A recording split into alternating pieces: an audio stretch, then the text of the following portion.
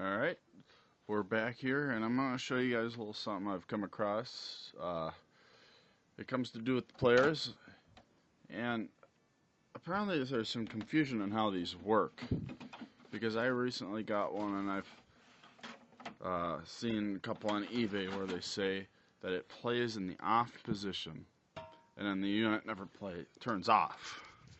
And what happens is, you're supposed to slide it all in, slide it in there, remove your caddy, and play the video. But a lot of people who are just getting these don't understand how it works. So they slide the caddy in there, right? And they go, and they try to bring it up to play, and it doesn't want to go, because most everything you slide it in, and it works. So there's a big confusion with it. And it'll push some things out of alignment inside, and then what happens is it plays in the play position, and then it plays in the off position, and you can never get it to turn off, or some of them is just off enough where if you push it and hold it, it will shut off. That is not right, because as you see, it's in the play position, and as soon as you get to off, it shuts off. I figured out how to fix this, and I'm going to show you. So here we have an SFT 100. This is the first production model, introduced in 1981. And when I received it, I was from a family who they got it, but they didn't know anything about it. And one of the first things I do is I take the top off and I blow it out, clean it up, and make sure the tracking arm moves smoothly and freely.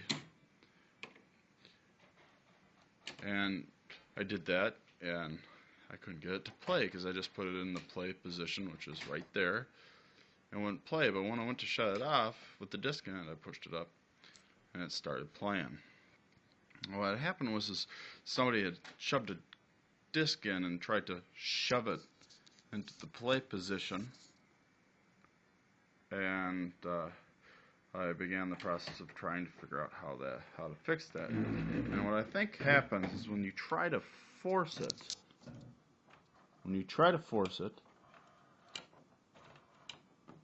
it actually spins over this.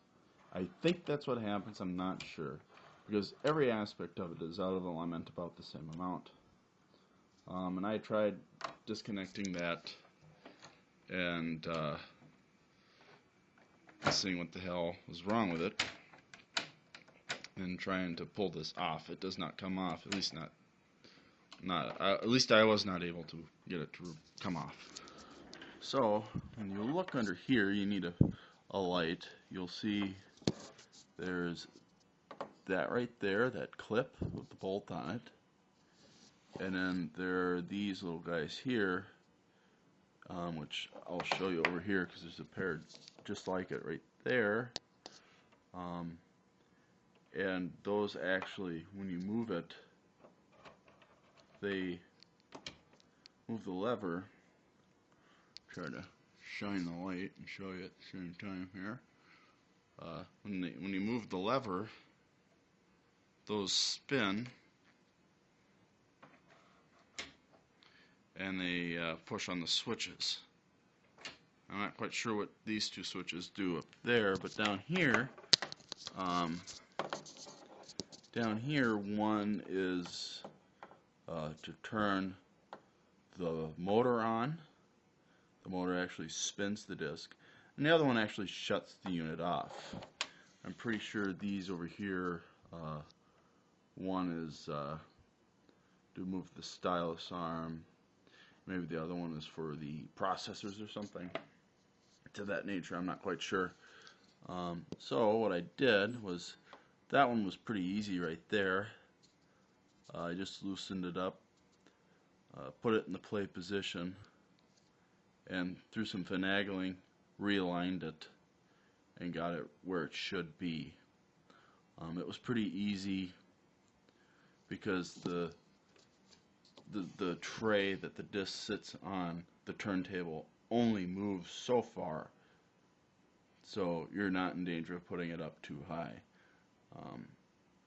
So that actually worked out pretty easy.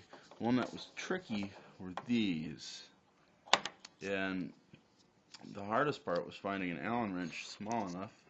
I had one that was in my Stanley wrench set, and it's under the .05, which I don't know if it's really that small. I don't think it is. But what I did was I shoved it in there. Oh, I'm just watching that on the screen. Sorry. Apologize. As I shoved the Allen screw in, loosened it up, and then put it in the position where it needs to be, and then adjust it until the action that you want to happen happens. So like this one over here, the one on the right was to shut the player off, and the one on the left was to turn the motor for the turntable on. So it's pretty easy. And then for the door, because a lot of times what happens is when they do that, is the door, you know, when you put it in the play position, is only about halfway shut, you know. And that was, I didn't know exactly how to adjust it. I think you could do it. There is a bolt down in there. You can just see the top. Kind of between all those wires, there's that white structure.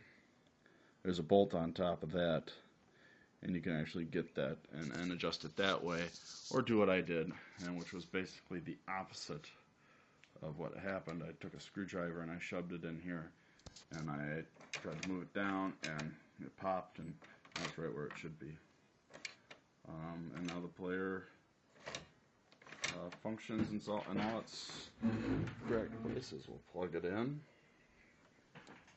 It is in the off position. It is now off.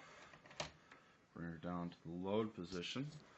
I have to grab a disc. I'm going to grab Hooper. You need a disc to adjust everything. This disc only plays on one side. Even that doesn't play that great, so I'm not too worried about screwing up the disc. So bring it up to play, and now it's spinning, and everything is as it should be. I guess I could have done a before and after, but I didn't know whether or not I didn't know what I was doing. So now that I know, but believe me, it worked, but it worked in the wrong positions. So, yep.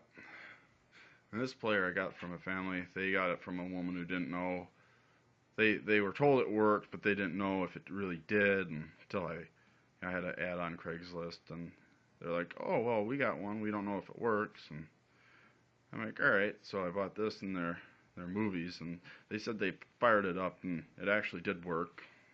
And I think they're actually the ones that screwed it up. You know, just people don't know how these things work, I guess. And no, it's a good-looking player. I'll get a shot here on the end of the video of the player I'll put back together. But it is working properly now. So, yay. Well, there we go. It's playing, and it's playing in the play position. Before it would only play in off. And when I move it to off,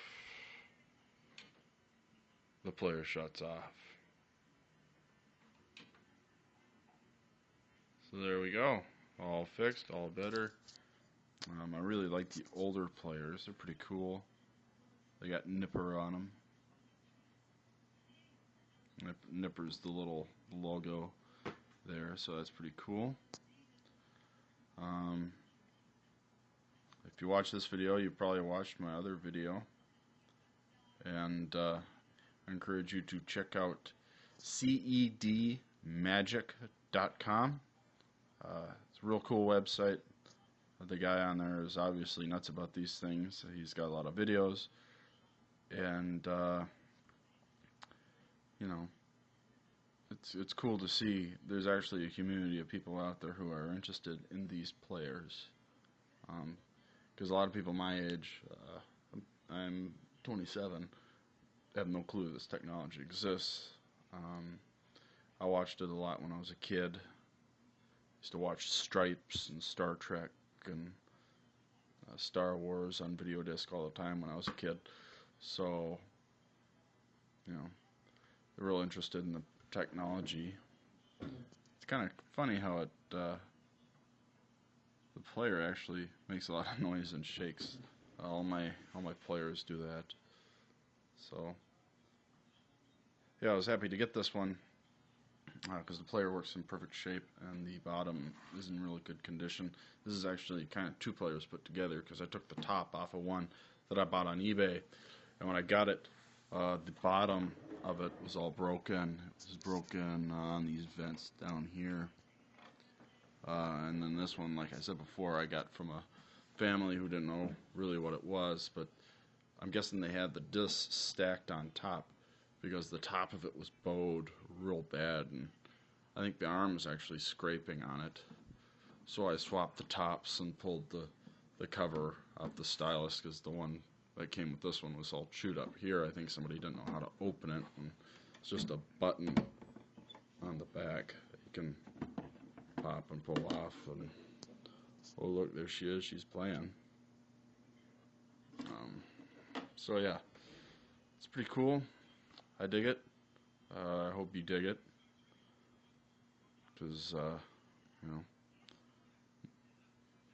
I think a lot of people need to know about this technology just because it's just cool, and they actually got it to work with a stylus, which I think is just absolutely phenomenal. That, you know, you can get video from a stylus. So, yep, she's back together and she's working the way she should. Thanks.